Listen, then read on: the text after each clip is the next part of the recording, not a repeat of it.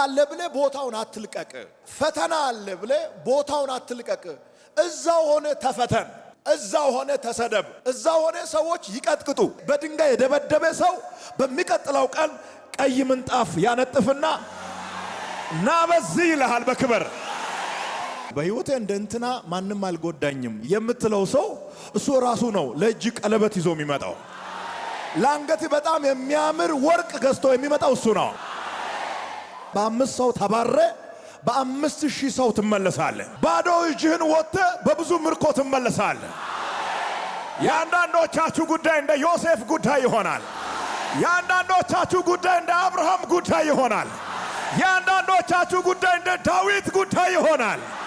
መጽሐፍ ቅዱስ የያዛችሁ ዕብራውያን ምዕራፍ 6 ቁጥር 14ን ካወጣችሁ አብረን እናያለን። እግዚአብሔርም ለአብርሃም ተስፋ በሰጠው ጊዜ በእውነት እየባረክሁ እባርክሃለሁ እያበዛሁም አበዛሃለሁ ብሎ ከእርሱ በሚበልጥ በማንም ልምል ስላልቻለ በራሱ ማለ።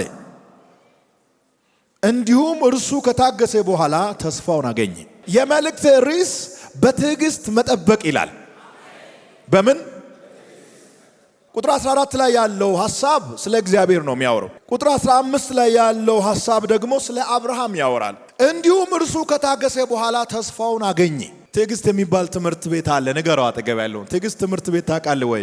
እዚህ ትምህርት ቤት ሳትማር ምንም መያዝ አትችልም። ከፀሐይ በታች ከምድር በላይ ለወንዱም ለሴቱም ለሀብታሙም ለድሃውም የተሰራ የጋራ ትምህርት ቤት ነው። እዚህ ትምህርት ቤት ገብተህ ሳትማር እይዛለሁ ማለት በህልም ዳቦ እንደ መብላት ነው። ትምህርት ቤቱ ትዕግስት ይባላል። ቶሎ ሄደ ተመዝገብ። የተመዘገባችሁ ቀጥሉ። ሁሌ እየተማርክ የምትኖርበት ነው። ጌታ ስመጣ ብቻ ነው ትምህርት ቤቱ የሚዘጋው። እስከዛ ትምህርት ቤቱ ክፍት ነው። ግቡና ተመዝገቡ። ትምህርት ቤቱ ምን ይባላል? ትዕግስት ትምህርት ቤት። እርሱም ከታገሰ በኋላ ተስፋውን ምን አለ? አገኘ። እስኪ አገኘ በሉት። አገኘ ማለት ያዘ፣ ጨበጠ፣ ተቆጣጠረ፣ የራሱ አደረገ። ምን ስለሆነ? ስለታገሰ። ይሄ መታገስ የሚባለው በጣም ህመም አለበት። እየቆያችሁ ስትመጡ ግን መታገስን ስትለማመዱ በውስጣችሁ እምነት የጠነከረ መንፈሳዊ ጡንቻ የገነባችሁ ስትሮንግ የሆናችሁ ማሸነፍ አልችልም ባላችሁት ጉዳይ ላይ ድል አድራጊ ሆናችሁ የተገለጣችሁ መንገዳችሁ ራሱ በክብር ይሆናል። እሺ እታገሳለሁ ማለት በጣም ቀላል ነው። እሺ እጠብቃለሁ ማለት በጣም ቀላል ነው። ትዕግስት ንግግር አይደለም። ትዕግስት ቃል አይደለም። ትዕግስት ተግባር ነው። በሌላ አባባል በትዕግስት መጠበቅ ማለት እምነትን በተግባር መኖር ማለት ነው። አንዳንዱ በአፉ ይናገራል፣ ችግር የለም ይላል፣ ነገር ግን አይኖርም። ትዕግስት ማለት ሪል በልብ ያለውን እምነት በተግባር ኖሮ ማሳየት ነው። ለዚህ ደግሞ በመጽሐፍ ቅዱስ ውስጥ አብርሃም አለ፣ ዳዊት አለ፣ ዮሴፍ አለ። እነዚህ ሰዎችን በዝርዝር አስቀምጥና ራሳችን ደግሞ እናያለን። እስኪ እኔ አብርሃም ነኝ፣ እኔ ዮሴፍ ነኝ ወይስ ዳዊት ነኝ? ወይስ ከነሱ ውጭ ነን? ከነሱ ውጭ ከሆንን ቶሎ ብለን እዚህ ትምህርት ቤት መግባት አለብን። መጸለይ ማለት አይደለም ትዕግስት ማለት። ቸርች ሁሉ ጊዜ መምጣት ማለት አይደለም ትዕግስት ማለት። መሀል አካባቢ መገኘት ማለት አይደለም። አስረት መክፈል ማለት አይደለም ትዕግስት። በትዕግስት መጠበቅ ማለት ምን ማለት ነው? የመጀመሪያው እምነትን በተግባር መኖር ነው። ብዙ ሰው መታገስ ስላልቻለ ነው ከእግዚአብሔር መንገድ የወጣው። መታገስ ስላልቻለ ነው እግዚአብሔር የተናገረው ነገር መያዝ ያልቻለው። ይህንን እንድትይዙልኝ ፈልጋለሁ። የእግዚአብሔር የጊዜ መርሃ ግብር ከሰው የተለየ ነው። አታገናኙት። እግዚአብሔር 8 ሰዓት ብሎኝ ነበር የምትሉ ሰዎች በዚህ ሰዓት አይደለም እግዚአብሔር የሚሰራው። የእግዚአብሔር ሌላ ሰዓት አለ። የእግዚአብሔር ዓለም ሌላ ነው። የማይታየውን ዓለም አምጥቴ በሚታየው ዓለም ላይ መለካት አትችልም። እጅ ላይ ያለው ሰዓት ቢሮ እንድትገባ የሚያገለግል ነው እንጂ እግዚአብሔርን ኮንትሮል የሚያደርግ አይደለም። ቢሮ ከፈተ አልከፈተ፣ ምሳ ሰዓት ደረሰ ያልደረሰም ነው እንጂ። ንገረው አጠገብ ያለውን ሰው የእግዚአብሔር ሰዓት ሌላ ነው በለው። የእግዚአብሔርን ሰዓት የሚጠብቁ ሰዎች ከታች ወደ ላይ መነሳታቸው አይቀርም። አንዳንዶቻችሁ ላይ ሰዓቱ ደርሷል። ይሄ እጃችን ላይ ያለው ሰዓት ሳይሆን የእግዚአብሔር ጊዜ ደርሷል። ይሄ ሰው ምን አለ በሉኝ። በዚህ ወር፣ በዚህ ዓመት፣ በእነዚህ 3-4 ወራት ውስጥ እግዚአብሔር ለአንዳንዶቻችሁ ትንሣኤ ይሆናል ብሎኛል። ይነሳሉ አለኝ ጌታ። እስኪ አንድ ሰው ጮሆ እነሳለሁ ይበል። ሃሌሉያ። በትዕግስት የሚመላለሱ ሰዎች ይታወቃሉ፣ አይናወጡም። ፊታቸው ላይ ፍርሃት አይነበብም። ግራ የተጋቡ አይመስሉም። ነገር ተበላሽቶ እያለ በተረጋጋ መንፈስ ይመላለሳሉ። የያዙት ነገር ከእጃቸው ተበትኖ ንግዳቸው ተበላሽቶ ሁኔታቸው ፈርሶ ድብልቅልቅ ባለ ሁኔታ ውስጥ ነው የሚኖሩት። ነገር ግን ውስጣቸው የተረጋጋ ነው። እግዚአብሔር አንድ ቀን ይመጣል ብሎ ስለሚያስቡ ሪላክስ ያደርጋሉ። ትዕግስት ከውስጥ ወጥቶ በፊት ላይ ይነበባል። ከታገሳችሁ መነሳታችሁ አይቀርም። ነገሩ አጠገብ ያለው ሰው ከታገስክ መነሳት አይቀርም። ችግርና መከራ ቢበዛባችሁ ታገሱ።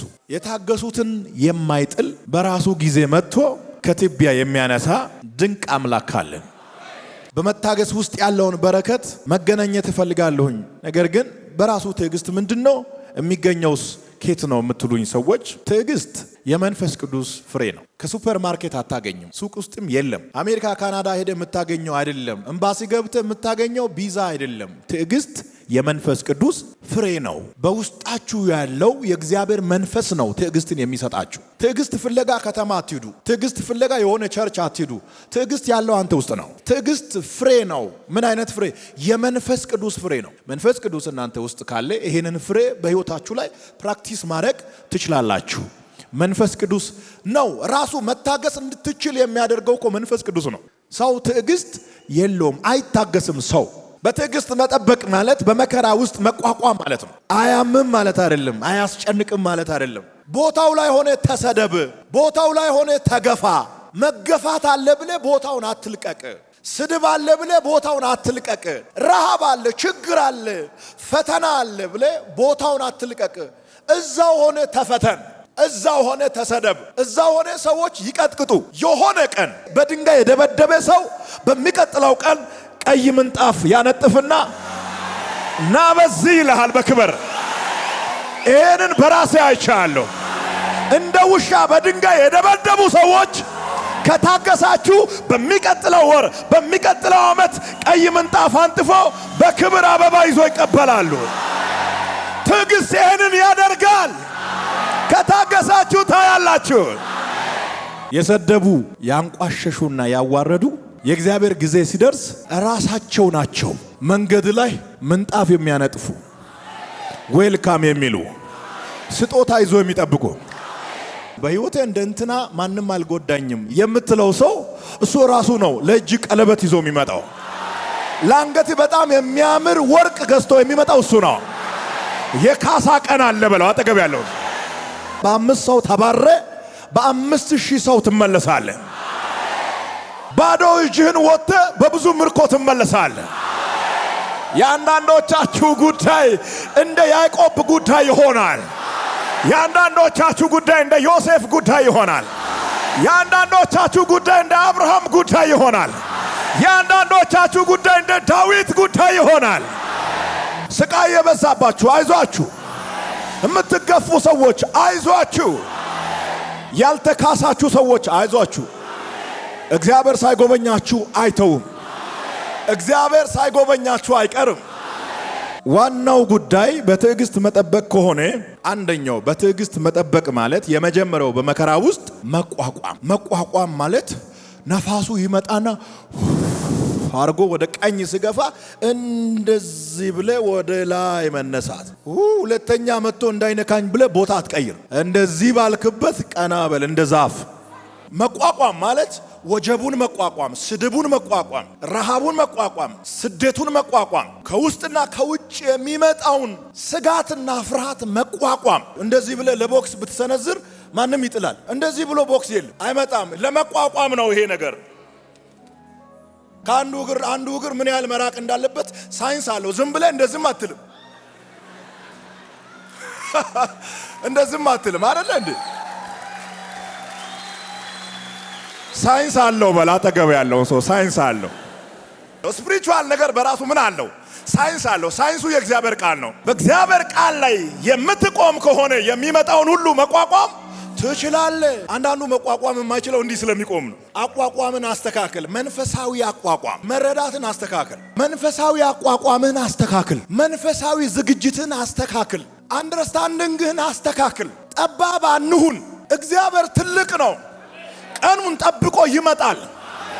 እግዚአብሔር ሲናገር የተስፋ ቃል ውጤቱ ወዲያውኑ አይታይም። በጣም ብዙ ሰው ከእግዚአብሔር ጋር የሚተላለፈው በዚህ ምክንያት ነው። ትወልዳለህ የተባለ ሰው ጠዋት ትንቢት ሰምቶ ከሰዓት መውለድ ይፈልጋል። 6 ሰዓት ውስጥ ልጅ አለ እንዴ? ትወልጃለሽ ተብያለሁ። 9 ወር ጠብቂያ ትወልጃለሽ። አሁን ተብለሽ ከዚህ እንደወጣሽ ላዳ ጠርተሽ ትወልጃለሽ ተብያለሁ። ሄደሽ ሆስፒታል ብተኝ እያለሽ ትውያለሽ እንጂ ምንም አትወልጅም። ትበለጽጋለህ ተብሎ አሁን ቼክ ያደርጋል ስልኩን። አሁን አይደለም ያልኩት ቀናሉ።